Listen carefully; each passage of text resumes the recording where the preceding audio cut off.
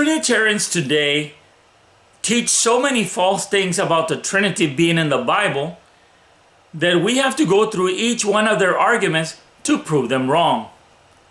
Hi, I'm approved of God, and I wrote the book Philo's Trinity. And I have debunked the Trinity concept, doctrine, and idea so many times. Of course, none of the theologians want to look at my videos. They ignore my videos because if they do, if they bring attention to my videos, then it'll be out all over.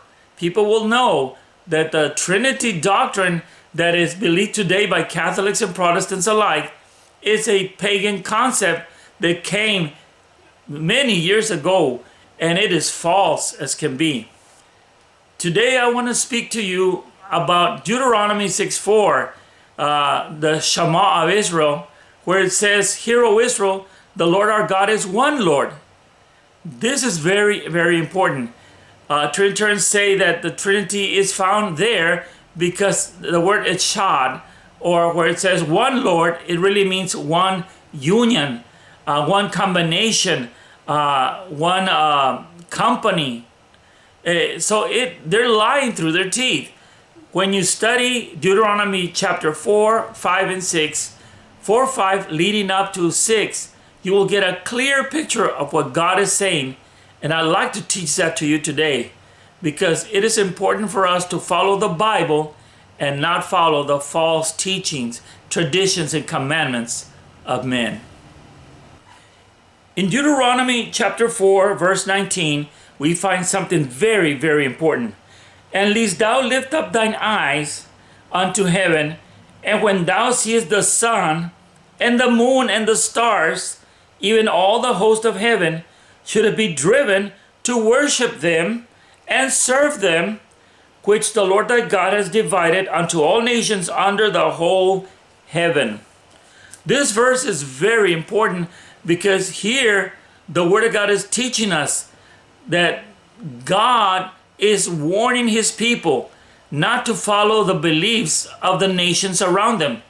What did they believe in? The sun, the moon, and the stars, which later they made into Baal, into Asherah, and Tammuz, or Baalim, or many other names. They came up with a trinity. The nations of the world came up with a trinity that is not in the Bible. They did this because of the sun, the moon, and the stars. And it's interesting that this is found in Deuteronomy 4, leading up to Deuteronomy 6:4. So it's very important for us to watch this.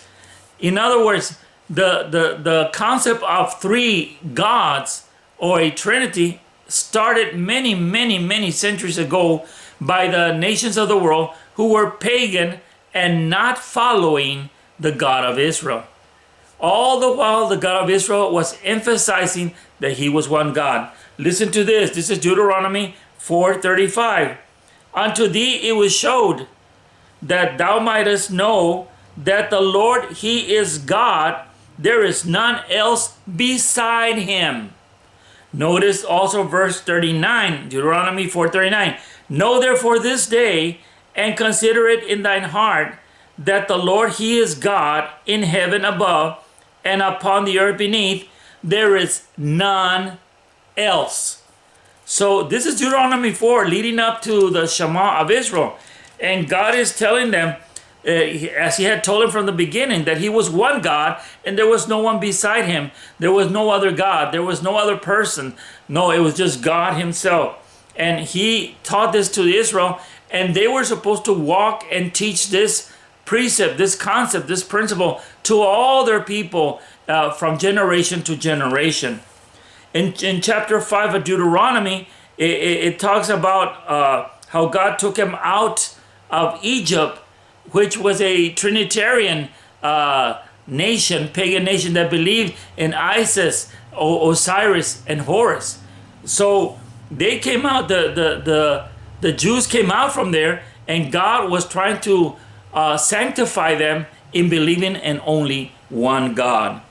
Let's go. And it says here in several places that the Ten Commandments were given to them, where God tells them I am the Lord thy God, which brought thee out of the land of Egypt, from the house of bondage. Thou shalt have none other gods before me. Thou shalt not make thee any graven image or any likeness of anything that is in heaven above, that is in the earth beneath, or that is in the waters beneath the earth. Thou shalt not bow down thyself unto them, nor serve them. For I, the Lord thy God, am a jealous God, visiting the iniquity of the fathers upon the children unto the third and fourth generation, and of them that hate me, and showing mercy unto thousands of them that love me and keep my commandments. So Deuteronomy 4 tells us that the nations of the world were worshiping gods instead of one God. And they were using the sun, the moon, and the stars as their inspiration. Then we go to Deuteronomy 5 and it talks about the commandments. And God is ordering them not to bow down to graven images, any image of anything made in heaven, on earth, or beneath. And God is very strong about this. Then we come to Deuteronomy 6:4, where it says, Hear, O Israel, the Lord our God is one Lord. And thou shalt love the Lord thy God with all thy heart, and with all thy soul, and with all thy might. And these words which I command thee this day shall be in thine heart. And thou shalt teach them diligently unto thy children, and shalt talk of them when thou sittest in thine house, and when thou walkest by the way, and when thou liest down, and when thou risest up. And thou shalt bind them for a sign upon thy hand, and they shall be as frontlets between thy eyes. And thou shalt write them upon the posts of thy house and on thy gates. It is well known that the Jewish people obeyed these commands, and they did exactly what God told them to do. To this very day, when a Jew is born, the Shema is recited. And when a Jew is dying, they recite the same words. Hear, O Israel, the Lord thy God is one Lord. That is how important these teachings were to the Jewish people.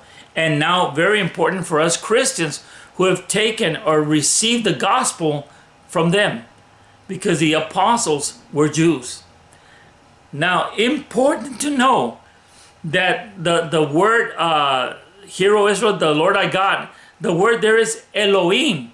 So it says that Elohim is one Lord.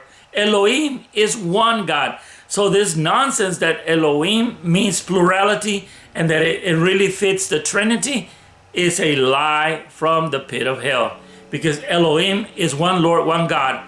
Then you go back to chapter 5 and you see the commandments that you cannot have any other gods.